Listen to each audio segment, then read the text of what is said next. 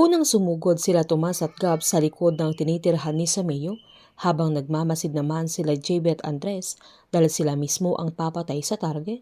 Nabising-busy si Sameo sa paghahalo ng droga at nagpapak na rin ito, habang lutang na lutang pa rin si Amir dahil sa pinasinghot ni Sameo na droga sa kanya.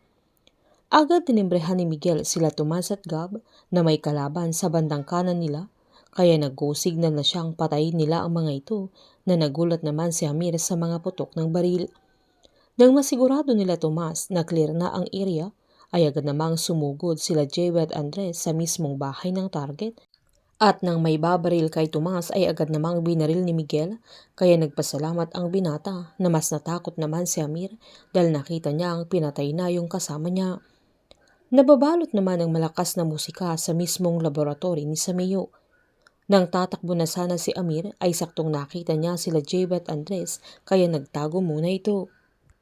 Mangiyak-iyak naman si Claire nang sabihin niya kay Greg na ilang beses niyang pinakiusapan ang asawa niya na tumigil na sa misyon ng team, pero hindi ito nakinig, na ang lagi niyang sinasabi sa kanya ay naniniwala siya sa ginagawa nila, na may katuturan ito, na hindi siya pababayaan ni Greg, at 2 taon siyang naghintay na makabalik ang asawa niya na buhay, pero malalaman niyang 2 taon na ang patay, kaya tinanong niya kung ano ang nangyari.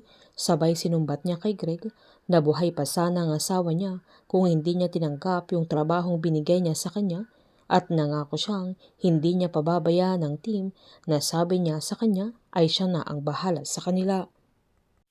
Agad namang humingi ng tawad si Greg, sabay sinaad niyang ginawa niya lahat ng pwede niyang gawin, at nangako siyang hindi niya hayaang doon matatapos ang lahat. Tinimbre naman ni Max kay JB na clear na ang area, kaya pwede na silang mag-proceed sa target, nang saktong umulan pa ng napakalakas. Sinabihan ni JB ang team na papasok na sila, kaya kailangan nilang siguraduhin na walang magiging problema, na agad namang tinimbre ng team na clear na sa mga area nila, kaya sinabihan sila ni JB na kailangan nilang sumibat agad kapag napatay na nila yung target. Nang lumusob sila JB ay agad nilang pinatay yung mga tao ni Sameo, pero wala doon yung target, kaya isa-isa nilang pinasok yung mga kwarto, habang mabilis na tumakbo si Amir papunta sa mga kasamahan nila, na kahit lutang pa rin ito sa droga. Hindi naman tumigil sila JB hanggat hindi nila nahahanap ang target, kung saan nagtago ito sa mesa kung saan siya gumagawa ng droga. Hindi nagpaawat si Sameo na pinaulanan niya ng bala sila JB, kaya hirap silang gumanti. Sinenyasan ni JB si Andres na lumabas at pumesto ito sa may bintana kung saan nagtatago si Sameo. Nang mawalan ng bala ang target ay nagawa pa niyang suminghot ng droga para maging alerto ito, na agad niyang pinagbababaril si JB, kaya nagtago muna ito. Agad namang pinagbabaril ni Andres ang target nang makapwesto na ito sa may bintana kung saan kitang-kita niya si Sameo.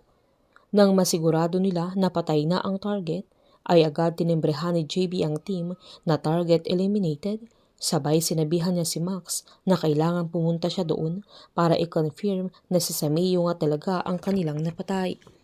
Painit ng painit ang mga tagpo, sabay-sabay po nating subaybayan ang advance episode ng Incognito dito lamang po sa aking channel. Patuloy lamang po manood, mag-likes at mag-subscribe para ma-update po kayo sa mga susunod na episode. Marami pong salamat.